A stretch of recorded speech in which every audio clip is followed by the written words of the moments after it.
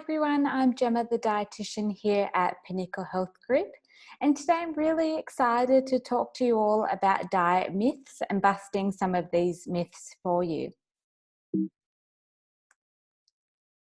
So for those of you who don't know me and who didn't get a chance to listen into the last recording, I'm a qualified accredited practicing dietitian. So I started off doing my Bachelor of Food Science and Nutrition at Deakin University before going on to do my Masters of Dietetics. Since graduating a few years ago, I've been a dietitian for the CFA, so the Country Fire Authority. I've had my own private practice, as well as being a casual academic teaching food chemistry at Deakin Uni. And now I'm a corporate dietitian. So as you can see here, we've got a lot of myths to bust for you today. So I won't spend too much time on this slide here, but we're going to be going through detox diets, whether we need multivitamins, BMI, carbs, some of the more common fad diets, and then also talking about things like dairy, fresh versus frozen fruit and veg as well. So starting off with detox diets. So the first myth that I want to bust is I need to detox in order to remove toxins from my body. And this is false. So your body has a really effective detoxification system built in, and that's your liver and your kidneys. So you don't need to be spending money on these detox teas or these detox pills that you might see on Instagram or on Facebook. You do not need these. Your body has a really effective system that is already built in. We do know that these detox diets do generally create an unhealthy relationship with food, and they can also lead to vitamin and mineral deficiencies, leaving you fatigued, as well as leaving you with an inadequate energy supply. And a lot of the time, any weight loss that does actually occur from these detox diets isn't actually true weight loss at all. It's just water weight that is coming off. Some people say, yeah, but I feel so much better after a detox or when I'm doing a detox. But that's generally because you've cut out lots of the fast food, more of the junk food. You've generally cut out alcohol. You're drinking more water, eating more fruits and veg. So they're all good things, but it's not doing the strict detox that is actually doing it. So you can look after your detoxification system, so your kidneys and your liver, by eating plenty of fresh fruits and veggies, exercising, getting plenty of sleep, and drinking plenty of water. That's how you can nourish these organs and make sure that they're working in tip-top condition. You don't need to be doing any of these fancy diets. So save your money. Now moving on to vitamin supplements. So people may say, I need to take a multivitamin in order to be healthy. And this is actually generally false. So food sources are best, or always best. And we know that if you're eating a healthy, balanced diet, so from all of the 5 core food groups, so your whole grain breads and cereals, fruits, veg, dairy or alternatives, and meat and alternatives, there's no need for supplementation.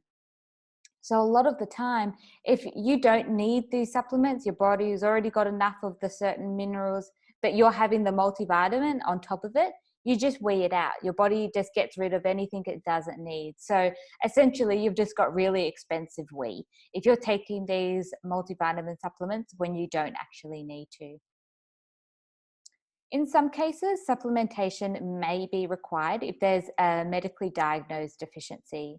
So that could be things like vitamin D, iron, vitamin B12. So all of these are really common, especially if you're following a vegan or vegetarian diet. Sometimes supplementation is necessary, as well as women who may be pregnant or breastfeeding. In those cases, supplementation is often necessary, but be guided by your doctor and be guided by any blood tests that your GP does to diagnose any deficiencies. But on average, if you're having a healthy, balanced diet and you don't have any deficiencies, you don't need a multivitamin. So save your money for better things. Body mass index, or BMI, is a question that I get asked a lot about. And when I was creating today's presentation for you, I really compiled all of the most common questions that I get either in my corporate presentations or in clinic. So BMI is a question I get asked a lot about.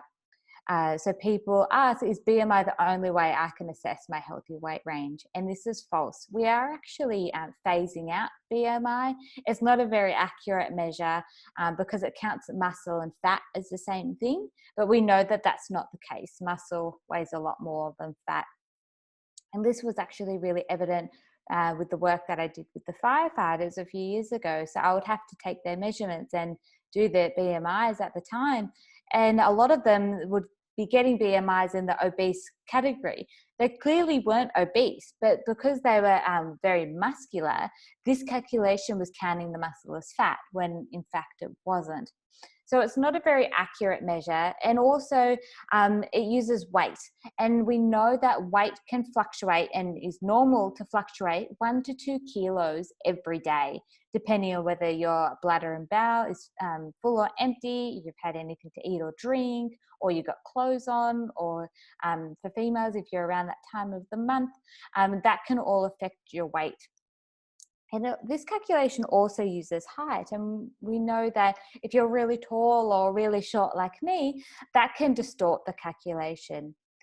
So instead of using your BMI, you're much better off using a waist circumference. So you measure this around the line of the belly button generally. And waist circumference is a lot more accurate and links a lot more closely with chronic disease. So that being things like cancers, diabetes, and heart disease. So for males, we like it to be less than 94 centimeters, and for females, less than 80 centimeters around your tummy. So you don't need a fancy measuring tape to measure this. You can get it from the sewing kit or a $2 shop, whatever you've got lying around, and you can measure this and wanting to really aim for around the line of that belly button there. So focusing on the waist circumference rather than weight or BMI. All right, this is a really important myth that I wanted to bust today because there's a lot of confusion out there in the community about carbohydrates. So whether carbs are evil or eating carbs will make people fat, and this is purely not the case. So it's really the type and amount of carbs that is most important. So the scientific studies are telling us time and time again that consuming carbs doesn't lead to weight gain. And in fact, having whole grain or low GI carbs, which are broken down more slowly in the bloodstream, so your whole grain bread, multi-grain bread, can actually assist with weight loss. And the reason for that is because these options are generally higher in fiber, so keep you fuller for longer and preventing you from overeating. The fiber in these whole grain breads and cereals that actually feeds the good bacteria in the gut, as well as helping to prevent bowel cancer. So we don't need to be cutting out carbohydrates because they are really important sources of B vitamins and this fiber, but it's really about watching the type that you're having. So choosing your whole grain options rather than your white bread or white cakes.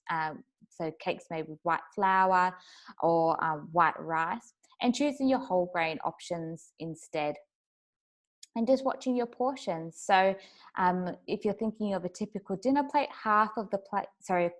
quarter of the plate should be made of your carbohydrates, a quarter should be of your protein, and then half of your veggies or salad. And the carbohydrate portion should be equivalent to about a fist size. So leading on from the carbohydrate question, I also get asked a lot about whether people should remove fruit from their diet because it contains sugar. And no, you do not need to be removing fruit from your diet. So fruit contains a wide range of vitamins, minerals, and that fiber, which we mentioned before is really important. So sugar, yes, it does contain, fruit does contain sugar, but it's the naturally occurring sugar called fructose. And this is the type of sugar that we don't need to be restricting in our diet. So we're aiming to have at least 2 pieces or 2 serves of fruit in a day. The sugar that we do want to be limiting in our diet is that added sugar. So that's what we call sucrose. And that's the one that's found in your cakes, bickies, lollies, chocolate. So we're wanting to have that kind of added sugar in smaller amounts, but we certainly don't need to be restricting our naturally occurring sugar, fructose, and we do not need to be restricting fruit. So aiming for your 2 pieces of fruit a day. Gluten-free diets is another really interesting topic that I also get lots of questions about. So people think that a gluten-free diet is healthy for everyone, and this simply isn't the case. So a gluten-free diet is only necessary for people with a medically diagnosed gluten intolerance or celiac disease. So for those of you who don't know, celiac disease is an autoimmune condition. And in our small bowel or small intestine, we've got these little finger-like projections like this that are called villi or villi, and their role is to absorb the nutrients. But in someone with celiac disease, these villi are flattened, so they don't absorb the nutrients. And we know that celiac disease can have some quite significant long-term complications, so increasing the risk of some cancers, decreased bone strength, and leading to osteoporosis, as well as things like infertility. So it is something that needs to be diagnosed correctly. So if you do suspect that you may have celiac disease, so you may be feeling tired, and so really fatigued, low iron levels, you're losing weight, or you're getting cramping, diarrhea, constipation, making sure you're going to see your GP for the blood tests there to check for celiac disease.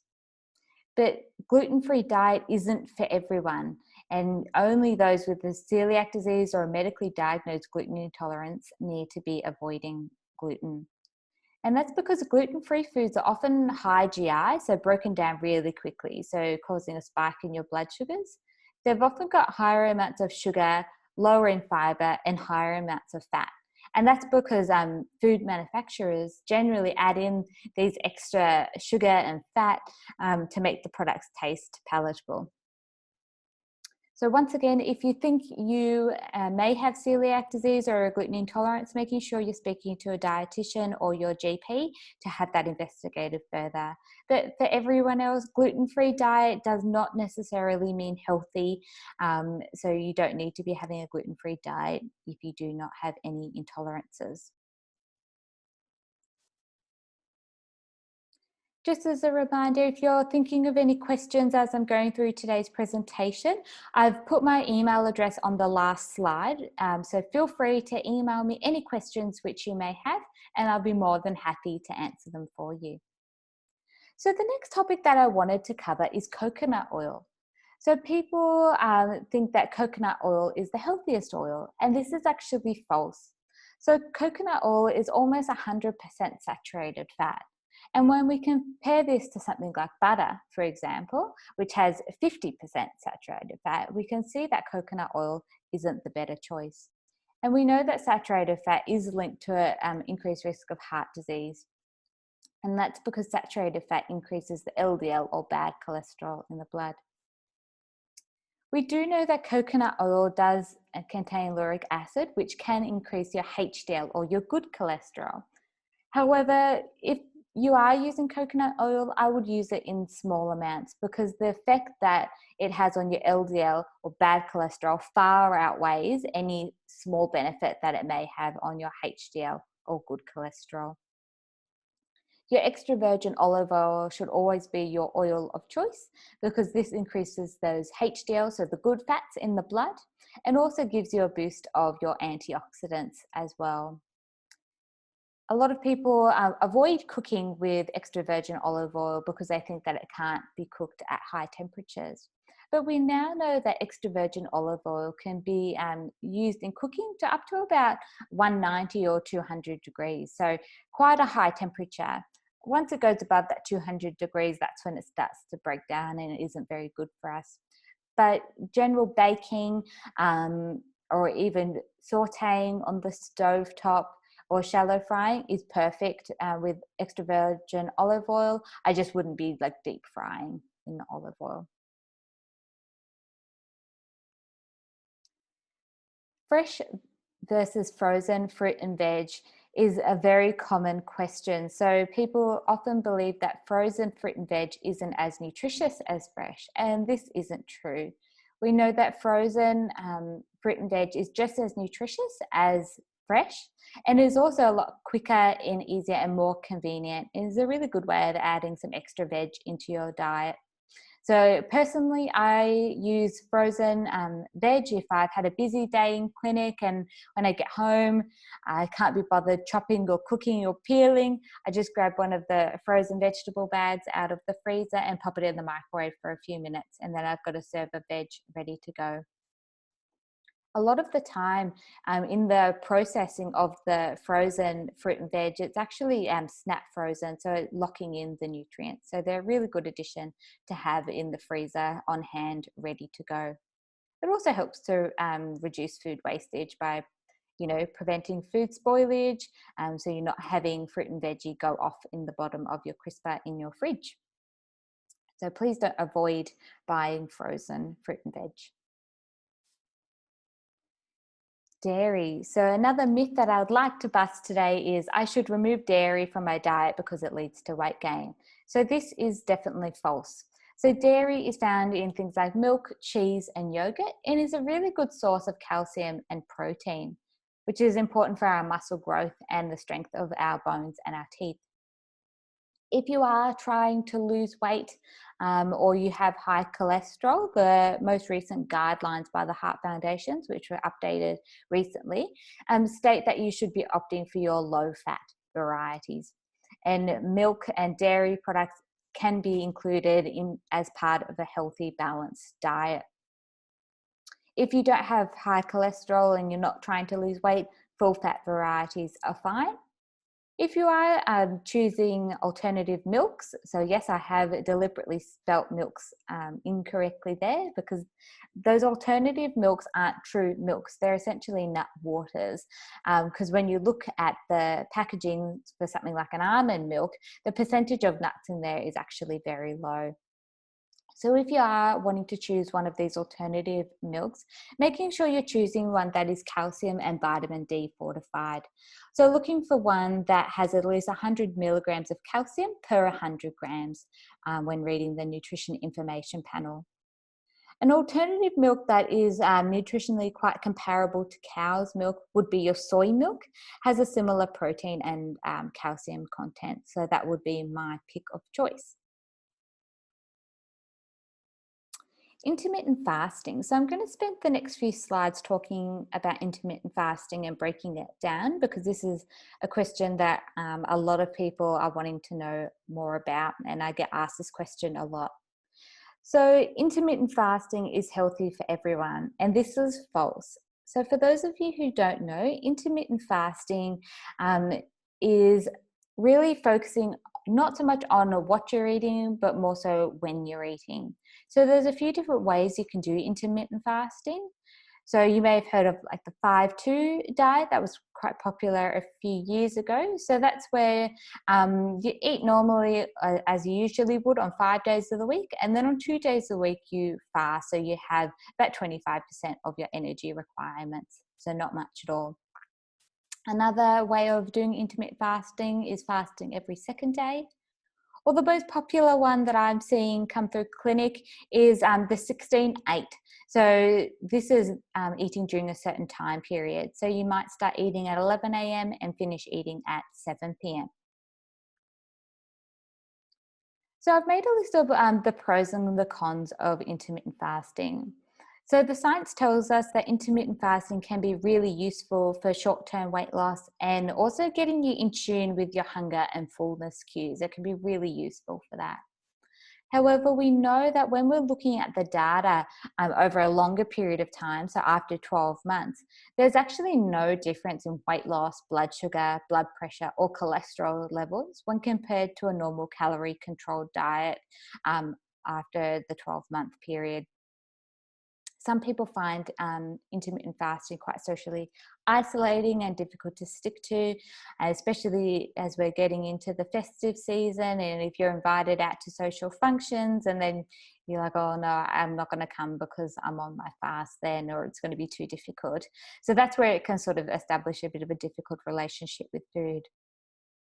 There are some people in the community that definitely I would advise against doing intermittent fasting. So that's pregnant women, children and teenagers, and people who may be diabetic and taking insulin, as well as those with a current or past history of eating disorders. The final point I want to make on intermittent fasting is that it can be quite difficult to meet all your serve food groups requirements, because you're having to narrow the window in which you're trying to meet all your food group requirements. So if you are thinking about doing intermittent fasting, I would recommend having a chat with a dietitian just for 1 or 2 sessions, just to get you set up with a good plan to make sure that you're doing the intermittent fasting as safely and as healthily as possible. Vitamin C prevents the common cold. This is something that has come up a lot recently, especially during COVID, and a lot of people who have become more interested in immunity and your immune health. So we know that vitamin C can't prevent the common cold. However, we know that vitamin C has been scientifically proven to reduce the duration or the length of the common cold by a few days. So at the first sign of a cold, you can boost your intake of foods which are high in vitamin C. So that being things like orange, broccoli, capsicum, berries, and tomato. So making sure you're eating a variety of these colourful fruits and veggies at the first sign of a cold. Now moving on to the ketogenic diet. So in particular, this myth that's come up a lot, so the ketogenic diet can prevent COVID-19, and this is false. So for those of you who don't know what the ketogenic diet is, I'll just spend a little bit of time explaining what this is in a little bit more detail. So the ketogenic diet is essentially a diet that's higher in fat, has a moderate amount of protein, and lower in carbs. And the primary aim of the ketogenic diet is to switch the primary fuel source for the body, for the muscles and the brain, from glucose to ketones. And the ketones are what is made from fat in the liver, when the liver breaks down the fat into ketones or ketone bodies. This diet was actually originally used in the 1920s to treat children with epilepsy. It was never designed to be a weight loss diet at all. It is still used in some very tightly controlled medical situations to treat epilepsy in children, but it's gained a lot more popularity in recent years for weight loss. So there are some pros of the ketogenic diet. So it encourages increased fruit and veg intake. It also discourages really highly processed or packaged junk food. And the studies do show that it is effective in producing short-term weight loss, which is great if that is your aim. There are some cons of the ketogenic diet. So we actually don't have a long-term safety profile for this diet. We do know that it is safe to do in the short term, but long-term, say over 12 months, we don't know whether this is actually a safe diet to be on long-term. So not something I would generally recommend in practice. By significantly reducing your carbohydrate intake, you're reducing your intake of a range of different vitamins and minerals, and especially that fiber that we mentioned before. And fiber feeds the good bacteria, prevents bowel cancer, keeps you fuller for longer. So, reducing these long term is not advisable. It's also a really hard diet to stick to in the long term and can be socially isolating. In terms of supporting your immune system, the things that you can do to support your immune system is getting enough sleep, exercising, getting plenty of water, managing your stress levels, and eating from the 5 core food groups. So doing all of those things will be supporting your immune system. You don't need to do any fancy fad diets or crazy fad diets to be supporting your immune system. So that's it for today's presentation. Thank you so much for having me. It's been an absolute pleasure to present this presentation to you today. If you do have any questions, as I mentioned before, please don't hesitate to send me an email at gemma@pinnaclehealthgroup.com.au, or you can call the clinic here on the number on your screen. I am also doing telehealth consults and face-to-face consults if you are interested in more personalised nutrition advice. I hope you found today's presentation useful, and I look forward to speaking to you again soon. Bye.